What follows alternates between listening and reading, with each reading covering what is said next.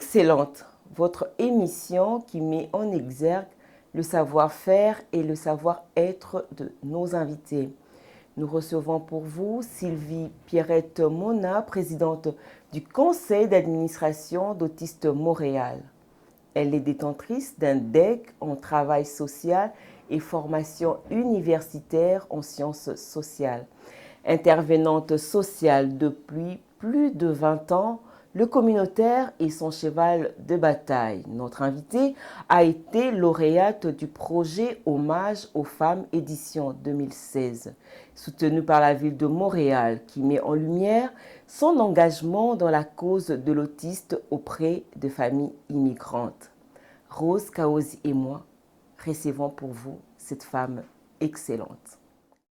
Bonjour Sylvie Mouna. Bonjour. Rose et moi, nous sommes heureuses, ainsi que toute l'équipe de Femmes Excellentes, de vous recevoir encore dans ce nouveau numéro d'aujourd'hui. Est-ce que vous avez suivi tout à l'heure notre présentation? Y a-t-il des choses que vous aimeriez ajouter quand même par rapport à votre présentation? Oui, tout d'abord, merci beaucoup les femmes pour cette initiative de faire des femmes ordinaires comme moi, des femmes extraordinaires. Donc, Merci. Je vous remercie beaucoup. Alors, oui, ce que je peux ajouter par rapport à mon parcours, tout a commencé quand nous sommes arrivés ici avec mon conjoint il y a plus de 20 ans. On était des nouveaux arrivants, des jeunes avec plein de rêves. On va faire ci, on va faire ça, on va faire ci. Puis lorsque nous avons eu notre fils aîné, parce que j'ai deux enfants, Steven, 25 ans, et Grace, qui a 20 ans.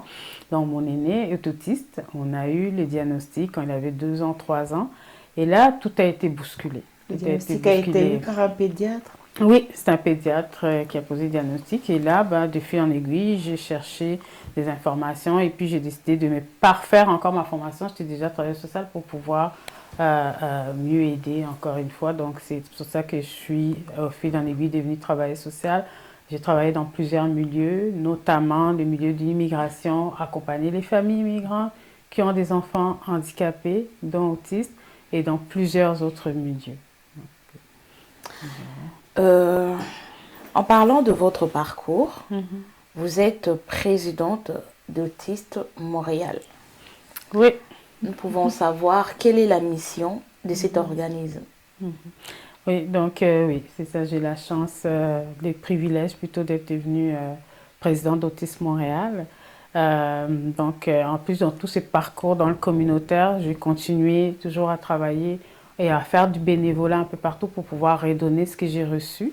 Jusqu'à présent même, à part ce que je fais dans mon travail et autres, mon cher époux, je l'ai souligné, est vice-président de la COCOM, la communauté congolaise de Montréal. Et là, lorsqu'il y a des situations, des familles immigrantes qui arrivent ici, des familles congolaises qui arrivent avec un enfant handicapé ou un enfant autiste, je donne de mon temps, du bénévolat pour pouvoir les accompagner. Et pour revenir à votre question pour Autisme Montréal, la mission, c'est qu'il y a plus d'une quarantaine d'années, Carmen Lahaye, qui est la fondatrice, avait son fils qui était autiste. Et là, il n'y a rien qui existait. C'était encore considéré comme une maladie mentale. Donc, on les envoyait d'office dans les instituts psychiatriques, on demandait à les placer. Il n'y avait même pas de cursus scolaire pour eux. Elle a décidé de créer cet organisme-là, de un, pour défendre le droit des familles qui ont des enfants autistes, et de deux, pour pouvoir créer, mettre en place sur pied des activités, des loisirs, du répit, et puis des accompagnements. Donc, moi, j'ai rejoint cet organisme-là. J'ai été frappée la part de cet organisme-là. Après le diagnostic, on cherchait encore de l'aide, on était désespérés. Et là, Carmen Lahaye et l'équipe m'ont pris sur leur aile. Ils m'ont vraiment aidé, ils m'ont vraiment apporté tout ce dont j'avais besoin, moi et ma famille. Et c'est en ce moment-là, lorsque ça allait mieux pour moi, je me suis dit, je veux aussi, moi aussi, redonner. Et j'ai fait du bénévolat pour plusieurs choses à Autisme Montréal. Et là, on m'a demandé d'être au conseil d'administration. Donc, je suis rentrée comme administratrice et ensuite, je suis devenue vice-présidente. Et lorsque Carmen Lahaye est décédée l'année passée, on m'a proposé de devenir présidente d'Autisme Montréal, étant donné qu'elle était mon mentor et elle m'a appris beaucoup de choses dont je pouvais représenter cet organisme-là et qui est un grand honneur pour moi. aujourd'hui. Vous ne l'avez pas démérité en tout cas. Si. Vous pouvez nous définir en fait l'autisme, c'est quoi? L'autisme, en fait, on parle du spectre de l'autisme. Oui. Un spectre, c'est quelque chose qui va d'un point à un autre, donc c'est une diversité de symptômes. Ok. Donc c'est un trouble neurodéveloppemental qui affecte la communication, qui affecte les interactions sociales, qui est au niveau des activités répétitives. Donc une personne autiste, il n'y en a pas un de pareil. On peut avoir Martine, 6 ans, qui est complètement non-verbale, qui n'a pas développé le langage, malgré toutes les choses qu'on peut faire, mais qui communique quand même, qui comprend, mais qui communique par des pictogrammes, des images. On peut avoir Paul, qui a 15 ans, qui lui ne peut pas lire les émotions des gens. Donc son professeur va lui dire, Paul, arrête de faire ça en fronçant les sourcils. Lui, il va peut-être rire. Bon, il ne comprend pas. Et pourtant, il parle et tout ça, on a l'impression qu'il va bien. On a Jean, par exemple, qui peut être médecin, mais que lui, les sarcasmes, quand ses collègues lui font des sarcasmes ou des blagues, il ne comprend pas. Il les prend à la lettre parce qu'il ne comprend pas le code du langage. Donc, ça varie d'une personne à l'autre. Et puis, on peut avoir des autistes, troubles graves du comportement qui, eux, qui nécessitent un 24 heures sur 24 parce qu'ils vont avoir diverses problématiques, des crises et tout ça, et que c'est difficile de communiquer. Donc, c'est vraiment un large spectre. C'est pas Donc, une maladie, c'est un handicap. c'est pas une maladie, on parle d'un état. Exact, oui. Ouais, c'est ça. Quelles sont les conditions, je ne sais pas, est-ce qu'il faut dire conditions ou bien critères pour pouvoir adhérer ou être prise en charge par votre organisme?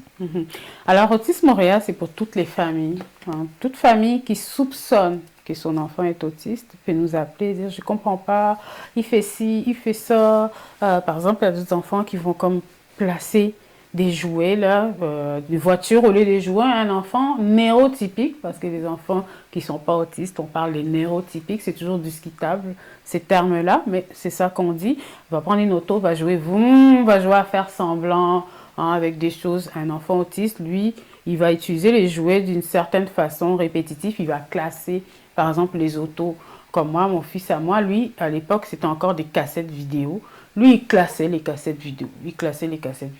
Donc, un parent qui voit ça, qui voit que le langage ne vient pas, l'enfant fait des crises pour un oui, pour un non, peut nous appeler pour qu'on puisse les guider où est-ce qu'il faut aller faire les diagnostics.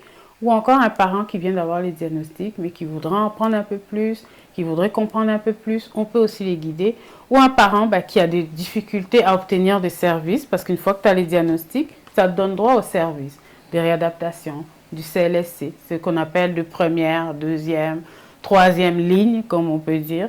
Et là, en ce moment-là, nous, on va l'accompagner pour aller défendre ses droits pour qu'il puisse avoir les services.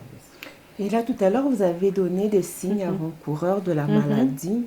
Mais comment réagissent généralement les parents face à cette situation?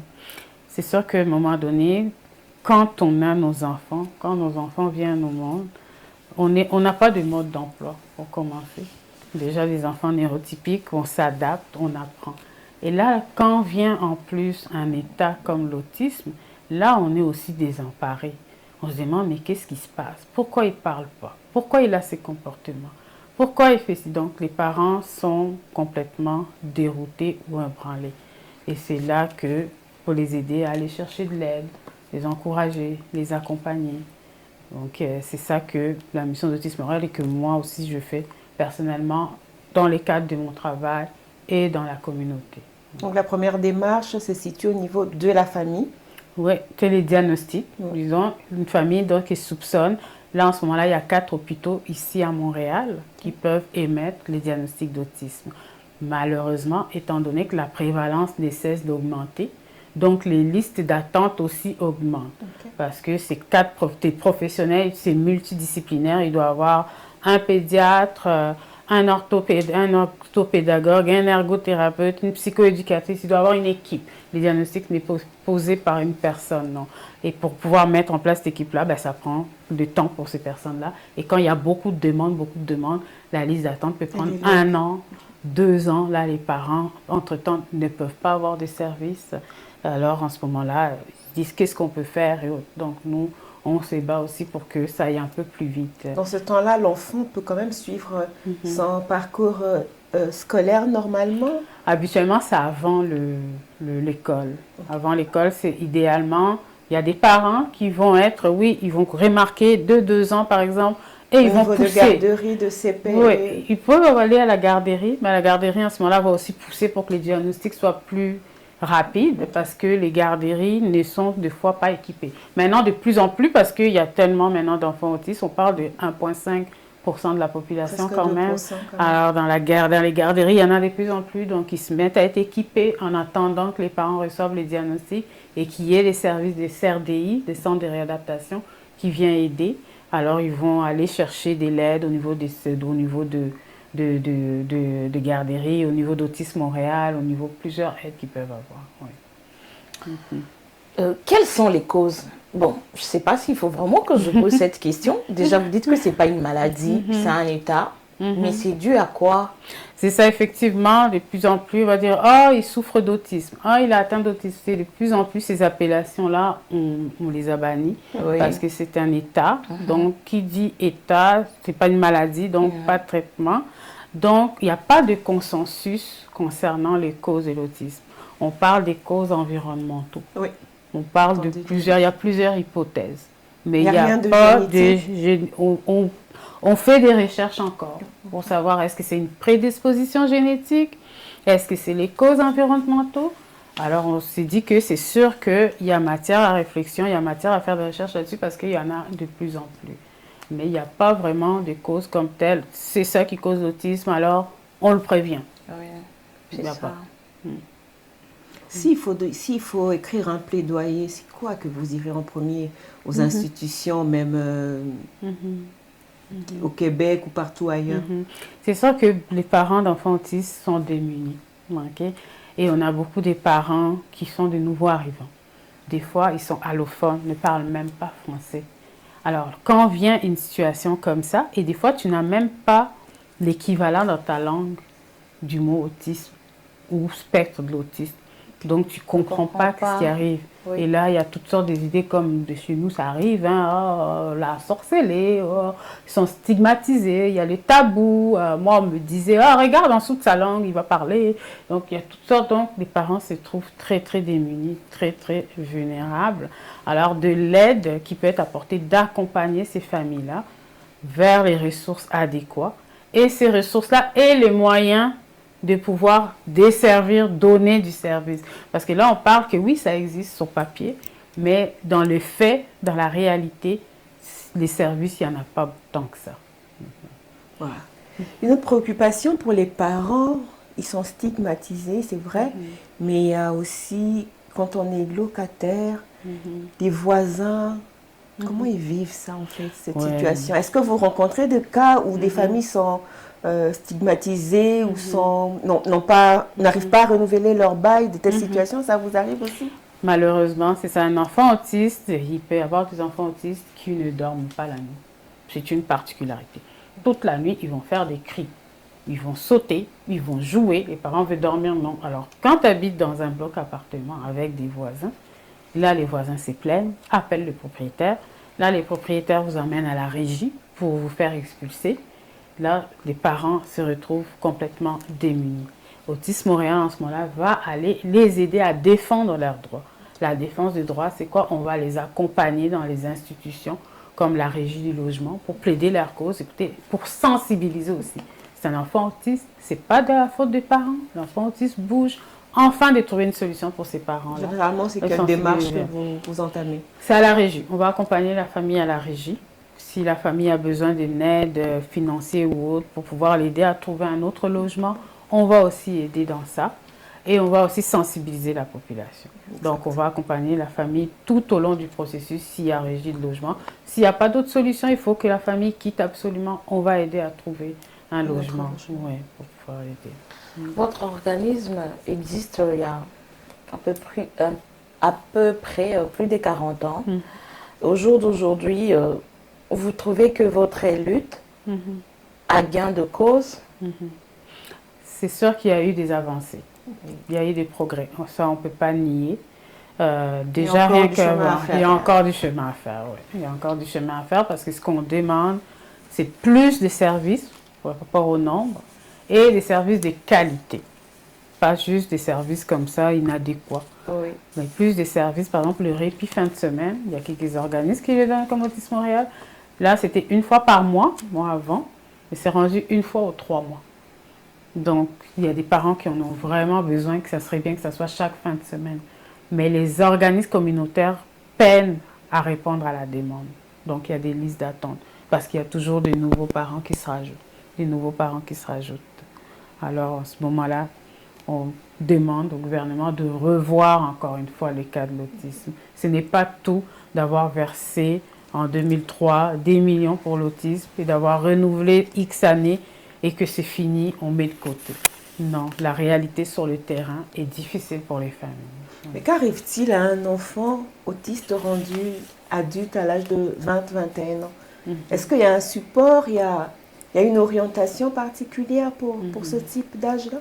Alors, comme je disais, pour les enfants comme les miens, mon enfant autiste, qui ne fonctionnait pas vraiment dans un cursus régulier d'école, il est allé à l'école spécialisée. Et l'école spécialisée, c'est jusqu'à 21 ans. Après 21 ans, c'est les centres de réadaptation. Les centres de réadaptation ont le mandat de pouvoir accompagner les personnes autistes et leurs familles des 0 à 77 ans. Donc, des 0 à 5 ans, par exemple, c'est des services pour aider à stimuler les langages, montrer aux parents comment aider son enfant, comment communiquer avec lui et faire augmenter le plus possible son potentiel de communication, des comportements, aider la famille dans l'organisation de la journée, l'organisation de le truc. Après 7 ans à 12 ans, par exemple, c'est du service éducatif pour aider aussi les parents dans toutes sortes. Et ensuite, c'est aux besoins. À l'adolescence, peut-être qu'il y a des crises. Hein, l'enfant, comme tout adolescent, qui est neurotypique, il va aider. Après 21 ans, là, le CRDA a le mandat d'aider à trouver un milieu où la personne autiste peut aller. Si la personne est comme mon fils, il ne peut pas aller travailler parce que ça arrive que des fois, il y a des magasins qui ont comme 2-3 places pour une personne autiste, où il y a des compagnies qui peuvent avoir. Mais là, il faut que la personne autiste soit apte à pouvoir travailler sans avoir trop de supervision. Or, c'est une personne autiste qui ne supporte pas la lumière, qui ne supporte pas les bruits. Dès qu'il y a quelque chose qui tombe, se désorganise et fait une crise, ça prend une personne, une éducatrice spécialisée ou un éducateur qui vient aider. Or, dans les compagnies, il n'y a pas. Donc, il y a des centres d'activité des jours qui permettent d'aller et il y a des faux contrats comme des Publisac ou autres pour aller. Comme le mien, lui, il va 3 matinées par jour. Ça lui permet de sortir de la maison et de faire quelque chose. Il aime ça. Il est content d'aller. Je vais aller au CAJ, je vais aller au CAJ. Mais c'est sûr qu'on aimerait bien que ça soit 5 jours. Il se fait accompagner lorsqu'il va? C'est le transport adapté qu'il prend et puis il va. Il a une éducatrice super qui le suit. Et ça permet au moins d'aller quelque part. Qu'est-ce que ça vous fait de savoir qu'il peut sortir, aller travailler et revenir? Ben, c'est un soulagement, mais c'est sûr que ce n'est pas assez. Mais c'est déjà ça, on le prend.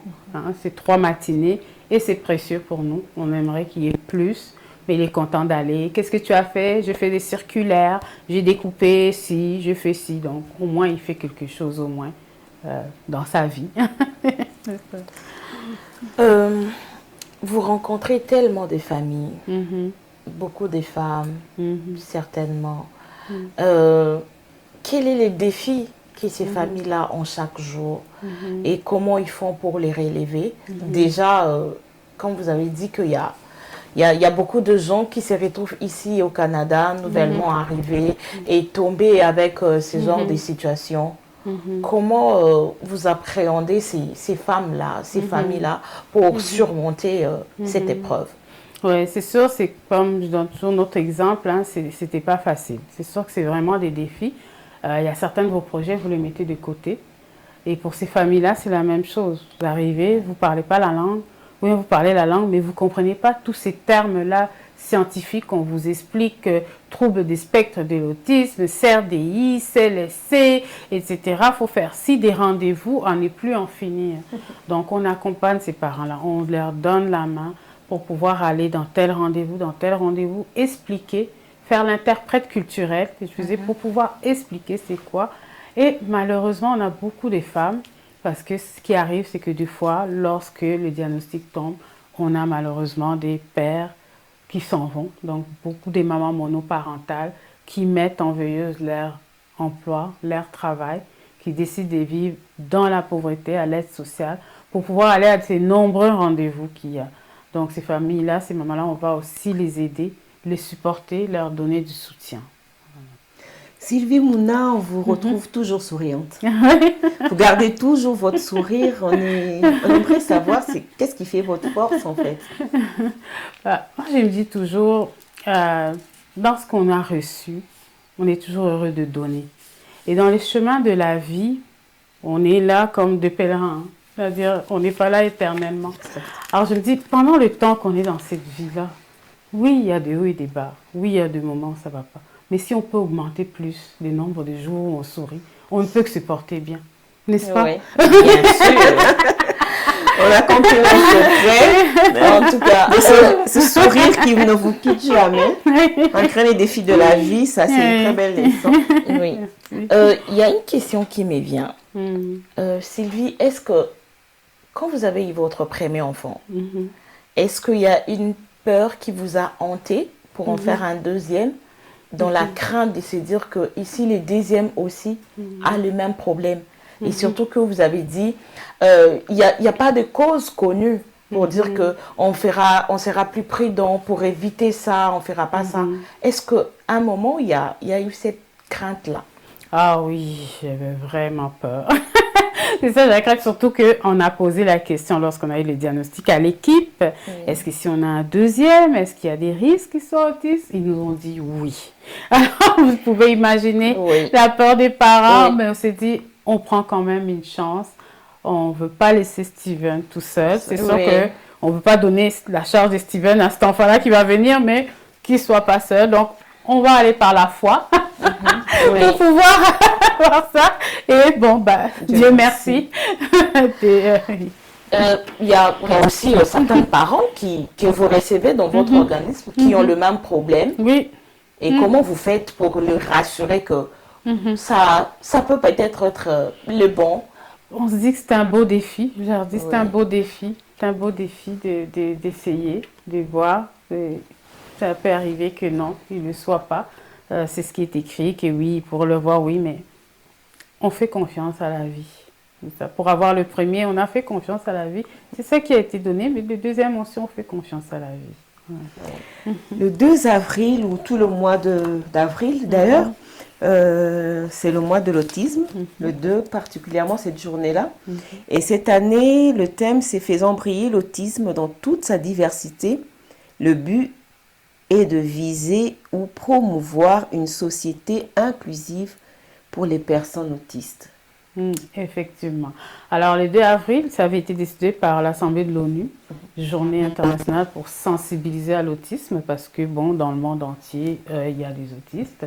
Et ensuite, ça a été décidé que ça soit, pourquoi pas, tous les mois. Et avant, on portait du bleu par rapport à l'autisme, parce que le bleu, c'est une couleur apaisante, calmante, pour les enfants autistes ou en général. Et ensuite, c'était aussi un clin d'œil parce que la prévalence est plus importante chez les garçons. On revoit plus de garçons autistes que des filles, avec moins. D'où aussi la couleur bleue, mais de plus en plus, on ne veut plus associer l'autisme seulement à la couleur bleue. On se dit c'est une diversité. Les autistes, il y en a de tous les spectres, il y en a de toutes les communautés, de toutes les races, de tous les pays, de toute origine et de toute classe sociale. Donc, ce qui fait qu'on a maintenant décidé que ce soit toutes les couleurs, comme c'est coloré ici, là, pour que ce soit la diversité, l'inclusivité. Donc, c'est ça les slogans des prochaines années, d'où cette année aussi. Et en marge de la célébration qui est passée le 2 avril, il y a une marche que vous prévoyez de faire à la fin du mois. Pouvez-vous nous parler de cette marche? Oui, effectivement, le 29 avril, ce sera la marche Carmen Lahaye pour l'autisme.